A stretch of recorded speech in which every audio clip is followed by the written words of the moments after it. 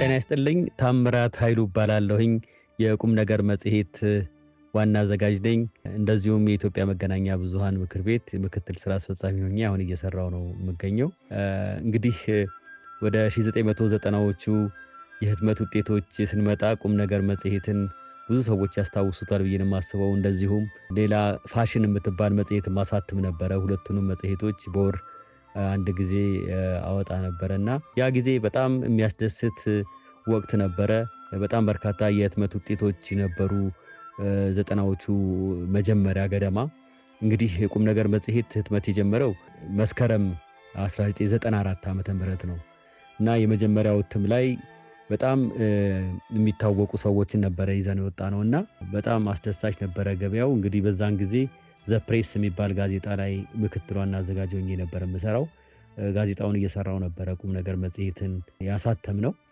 ህትመቱም የታተመው በዘ ፕሬስ አሳታሚ ነበር የመጀመሪያው እትም ከዛ በኋላ የመጀመሪያው እትም በአንባቢያን ዘንድ የነበረው ተቀባይነት በጣም ጥሩ ስለነበረ ድጋሚ እንደገና መጀመሪያ 5000 ኮፒ ያሳተመን ድጋሚ 5000 ኮፒ ለማሳተም ችለናል እንግዲህ ያ ለምንድን ነው የሆነው ያ የመጀመሪያ እትም እነ ቴዲ አፍሮ የወጣበት ጊዜ ነበር የመጀመሪያ ኢንተርቪው የሰራንበት እና አለባቸው ተካ ነበሩበት እነ ሙሉ ዓለም ታደሰ እና ዓለም ነዋሴ እንዲሁ ሳምሶን ማሞን እንደዚህ ይዘን የወጣነውና የኪነ ጥበብና ታዋቂ የሚዲያ ሰዎችን ነበር ይዘን የወጣነውና በጣም ጥሩ አቀባበል ነበረው ከዛ በኋላ እንግዲህ ወደ ራስ ስራ መግባት አስፈላጊ ስለነበረ ንግድ ፍቃድ በማውጣት ከ4 ወር በኋላ ጥር ላይ ሁለተኛውን እትም ቁም ነገር መጽሔት ማሳተም ቻልኩኝ እንግዲህ ከዛ ሰዓት ጀምሮ ላለፉት 23 ዓመታት ዘንድሮ 23ኛ ዓመታችንን ጨርሰናል አሁንም ድረስ ገበያ ላይ ያለ መጽሔት ነው እርግጥ እንደ 90ዎቹ ይሆናል ለማለት ያስቸግራል ያለው የገበያ ሁኔታ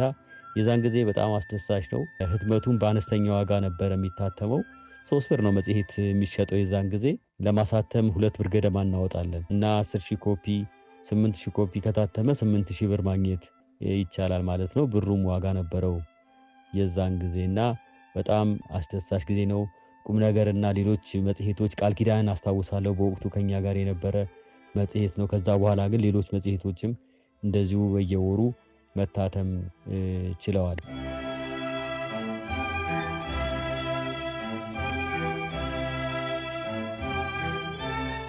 እንግዲህ እንደ ቻሌንጅ ማነሳው ነገር ምንድነው 90ዎቹ በጣም አስደሳች ነገሮች የነበረበት እስከ 1997 ምርጫ ድረስ በጣም ወርቃማ ጊዜ ነበር ልል እችላለሁኝ ብዙ ጋዜጦች አሉ ብዙ መጽሔቶች አሉ ብዙ ጋዜጦች በየሳምንቱ መታተማቸው አዝዋሪዎች እንዲኖሩ እድል ፈጥሮ ነበር ስለዚህ በየሳምንቱ በየወሩ ቅዳሜ ስናወጣ ከጋዜጦቹ ጋር አብሮ አዝዋሪዎች አሉ ክፍለ ሀገር ድረስ ይበተናል በጣም ብዙ አንባቢ ነበር ያለውና ትንሽ እየቆየ ስንመጣ የህትመት ዋጋ ትንሽ ሲጨምር 350 ቁም ነገር መጽሔትን አስገብተናል እስከ ምርጫ 97 ድረስ ማለት ነው እንግዲህ ቁም ነገር መጽሔት በጣም የተለየ ነገር ነበረው ብዬ የማስበው እና በአንባቢያን ዘንድም ጥሩ ተቀባይነት የነበረው ብዙዎቻችሁ እንደምታስታውሱት ኢንተርቪው የምናረጋቸው ታዋቂ ኪነ ጥበብ ሰዎች ናቸው የህይወት ታሪካቸውን የፍቅር ገጠመኞቻቸውን የግል ህይወታቸውን የሥራ ኤክስፒሪየንሳቸውን የተመለከቱ ጉዳዮችን ነው በጥያቄ የምንጠይቀው ጥያቄዎቹም በጣም የተለዩ ነበሩ ከወትሮ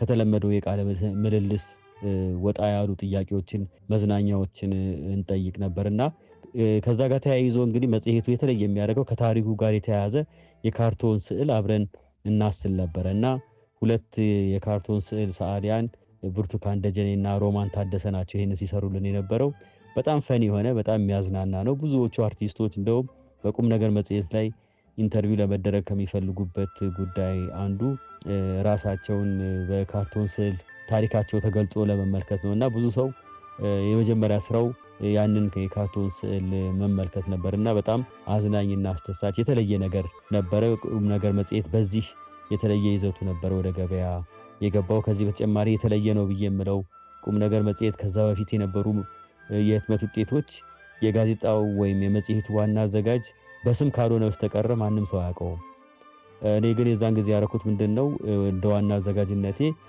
ርዕሰ አንቀጽ ጽፋለሁኝ ስለዚህ ርዕሰ አንቀጹ ጎን ፎቶግራፊን አብሬ አትማለሁኝ የሚያስገርመው ላለፉት 23 ዓመታት ያ ፎቶግራፉ ይቀያየራል እንጂ ቦታው ከነ ኤዲቶሪያሉ አሁንም ድረስ እየታተመ ነው ያለው አሁንም እንደበፊቱ በየሳምንቱ ማተም ቢያቅተንም በየወሩ እየታተመ ይወጣል በአነስተኛ ኮፒ ቢሆንም ግን ወደ ዲጂታል ዓለም ስለሆነ ወደ ዲጂታሉም ተቀይረናል። ስለዚህ አሁንም ድረስ ፎቶግራፊን አስቀምጬ ማንነቴን ሳልደብቅ ነበረ የምጽፈው። አሁንም ደግሞ የማደርገው ይሄንን ነው። አንዱ የጋዜጠኝነት ኤቲክስ መጠበቂያ መንገዱ በድብቅ የሚሰራ ስራ የለም። በጋዜጠኝነት ስራ ውስጥ ማን ምን እንደሆነ መታወቅ አለበትና አሁን ድረስ ይሄንን እያደረኩ ነው።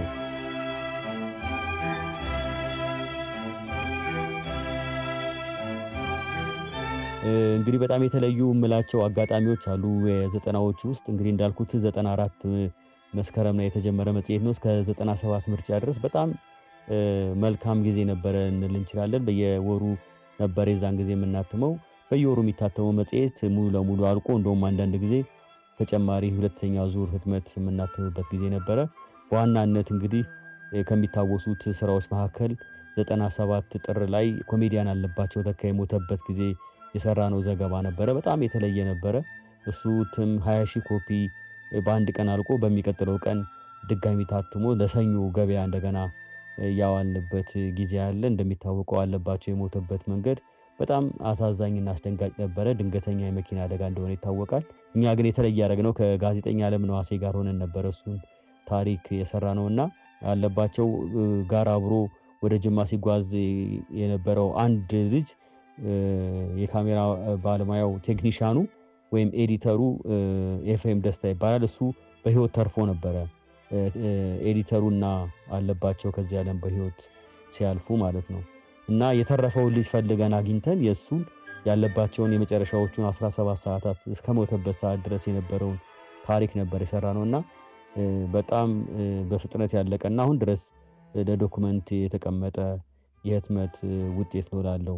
ከ97ቱ ጋር በተያያዘ ደግሞ እንግዲህ ጥሩ ህትመትና በጣም በርካታ ሺህ ኮፒ 20,000 25,000 ኮፒ ታተም የነበረበት ጊዜ ነበረው። ነገር ግን ምርጫ 97 ሲመጣ ግን ትልቅ ተግዳሮት ነው የገጠመው። ምክንያቱም የኛ አይነት መጽሔት የፖለቲካ መጽሔት አይደለም። 97 ደግሞ ምን ያህል የፖለቲካ ጋዜጦች ገበያውን እንደሞሉት ይታወቃል። እስከ 100,000 ኮፒ ድረስ ይታተሙ የነበሩ የፖለቲካ ጋዜጦች ነበሩ። በዚህ የተነሳ የኛ የኪነ ጥበብ መጽሔት በጣም ተግዳሮት ይገጥመው ነበረ ገበያው ላይ ለመቆየት። ምክንያቱም ፖለቲካ ጉዳዮችን ስላልነበረ። እንደዛም ሆኖ ግን የኮፒው መጠን ቢቀንስም ማሳተሙን አልተውኩም ነበረ። በዚህ የተነሳ አሁን ግጭት የነበረበት ጊዜ በተለይ የቅንጅት ሰዎች እስር ቤት በሚገቡበት ጊዜ መንገዶች ሁሉ ተዘጋግተው ነበረ። ወደ ክፍለ ሀገር መጽሔቶችን ለመላክ ሁሉ አስቸጋሪ ነበርና ከ97 እስከ 98 አጋማሽ ድረስ የነበረው ጊዜ በጣም ቻሌንጂንግ ነው። የሚታተሙ መጽሔቶች ክፍለ ሀገር ደርሰው ሁሉ የሚቀበላቸው አጥቶ ጋዜጣ አዟሪዎችና ከፋፋዮች ይታሰሩ ስለነበረ በዚሁ በጋዜጣው ህትመት ምክንያት ማለት ነው የኛን መጽሔት ልከነው ክፍለ ሀገር ደርሰው የተመለሱ ብዙ ሺህ የሚቆጠሩ ኮፒዎች ነበሩ እና እሱ ትንሽ ተግዳሮቱ በጣም ፈታኝ ነበረ። እንደዛም ሆኖ ግን በየወሩ ይታተም የነበረው መጽሔት ለማቆም አልፈለኩኝም። ኮፒውን እየቀነስኩም ቢሆን ሰርቫይቭ ለማድረግ ችያለሁ። ወደ ሚሊኒየም ስንጠጋ እንደገና ተነስቷል። በጎ ጎኑ ደግሞ ምንድነው ከሚሊኒየም በኋላ ደግሞ በየ15 ቀኑ ለማተም ቻልን። ከዛ በኋላ ደግሞ ሳምንታዊ እትም መግባት ችለናል።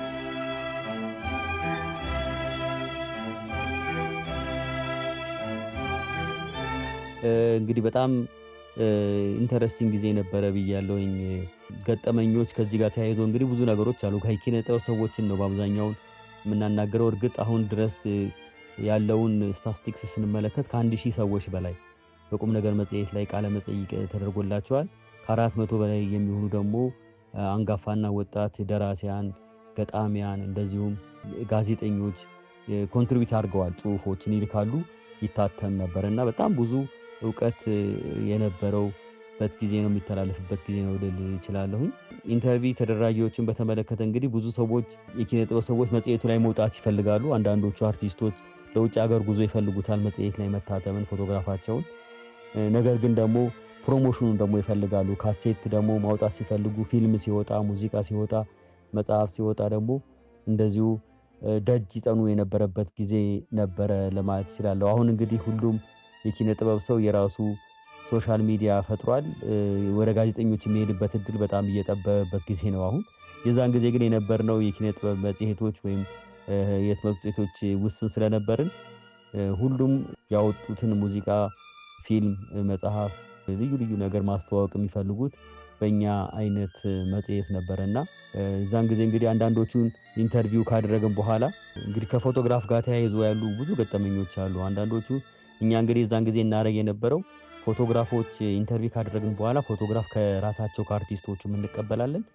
እንደገና ደግሞ ፎቶ ደስታ የሚባል እዚህ አክሱም ሆቴል ጋር ያለ ፎቶ ቤት አለ እና በፓርትነር አብረን እንሰራ ስለነበረ እዛ እንልካቸዋለን እና እንደምንፈልገው አድርጎ ፎቶግራፎቹን አርቲስቶቹን ያነሳል። ከዛ እሱ ለፕሮሞሽን የሚጠቀምበታል። እዛ ፎቶግራፍ ቤት ውስጥ ፎቶግራፋቸውን ይለጥፋል። እኛ ከዛ ተነስተን ነው ያንን መጽሔት የምናትመው እና ከቨሩም ላይ የሚወጡ ፒክቸሮች ሁሉ በራሳችን ፎቶግራፎች ነው። አልፎ አልፎ የኛ ካልሆነ የነሱ ፎቶግራፎች እንጠቀማለን። ግን ፎቶግራፍ እንግዲህ ያከራክራል እና በዚህ የተነሳ አንዳንዶቹ ለምን ይሄን ፎቶግራፍ አረክብኝ የሚል ነገር አለ። ያኛው አይሻልም ወይ የራሴን ፎቶግራፍ አድርግልኛል።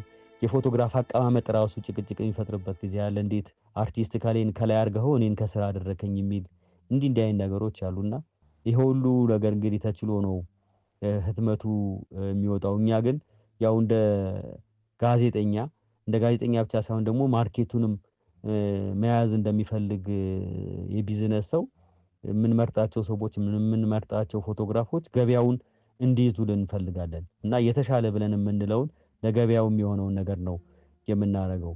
ከላይ መሆን ያለበት ሰው ካለ በማርኬት የተነሳ ከላይ ሊሆን ይችላል። ከስር መሆን ያለበት ሰው ካለ ከስር ይሆናል። ግን ምንጊዜም የሰዎችን ኮንትሪቢዩሽን ከግምት እያስገባን ነው። አንጋፋነታቸው ከግምት እያስገባን ነበረ የምንሰራው። ግን ሁሉም እንዳጠቃላይ ለራሱ የሚሰጠው ግምት የተለየ ስለሆነ ሁሉም ሰው ከላይ በትልቁ እንዲሆን ነው የሚፈልገው። እንደውም አንዳንዶቹ ብቻቸውን መሆን ነው የሚፈልጉት ከቨር ላይ። ግን ከነበረው ሁኔታ አንፃር አንድ ሰውን ብቻ ለማድረግ ወደ ኋላ ላይ ይሄንን ብዙ አርቲስቶች ኢንተርቪው ካደረግን በኋላ የመደጋገም ሁኔታ ሲመጣ በተለያየ ምክንያት አንዳንዶችን የውስጥ ገጽ ላይ እናደርጋለን፣ አንዳንዶችን ደግሞ ከውጪ እናደርጋለንና በዚህ ሁኔታ ነበረ የምንሰራው። እንግዲህ ከ3 ብር የተነሳ የመጽሔት ህትመት አሁን 40 ብር ነው አንድ መጽሔት እየተሸጠ ያለው። ነገር ግን ከዛን ጊዜ በ3 ብር ትርፍ ነበረን። አሁን በ40 ብር ግን ትርፍ ኦልሞስት የለውም ለማለት ይቻላል። በማስታወቂያ በስፖንሰሮች ድጋፍ ነው አሁንም ገበያው ላይ ያለ ነው። ከቁም ነገር መጽሔት ሌላ እንግዲህ ፋሽን መጽሔትንም ማሳተም ነበረ።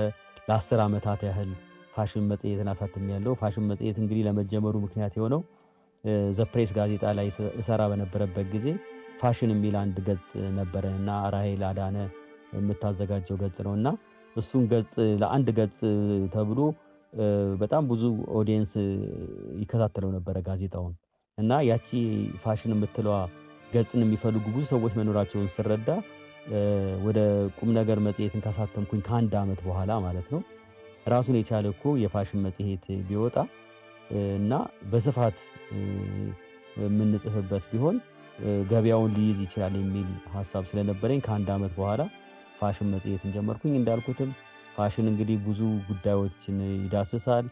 የአርቲስቶችን፣ የሞዴሎችን፣ የቁንጅና ተወዳዳሪዎችን፣ የውበት ሳሎኖችን ብዙ ነገሮችን ይነካካል። የሴቶችም የወንዶችም ጉዳይ ነው ውበት እንደሚታወቀውና በዛ የተነሳ እዛስ ላይ ብዙ ነገሮችን ጽፈናል። ከቁንጅና ውድድር ጋር ከሞዴሊንግ ጋር የተያያዙ የአርቲስቶችን የፍቅር ህይወትንም እንደዚሁ ዳሰንበታል። የፋሽን ተከታይነታቸውን፣ አለባበሳቸውን፣ ውሏቸውን፣ ልምዳቸውን፣ ሆቢያቸውን ሁሉ ቀለል ባለ ቋንቋ እናቀርብበት ስለነበረ በጣም ጥሩ ተቀባይነት ነበረው።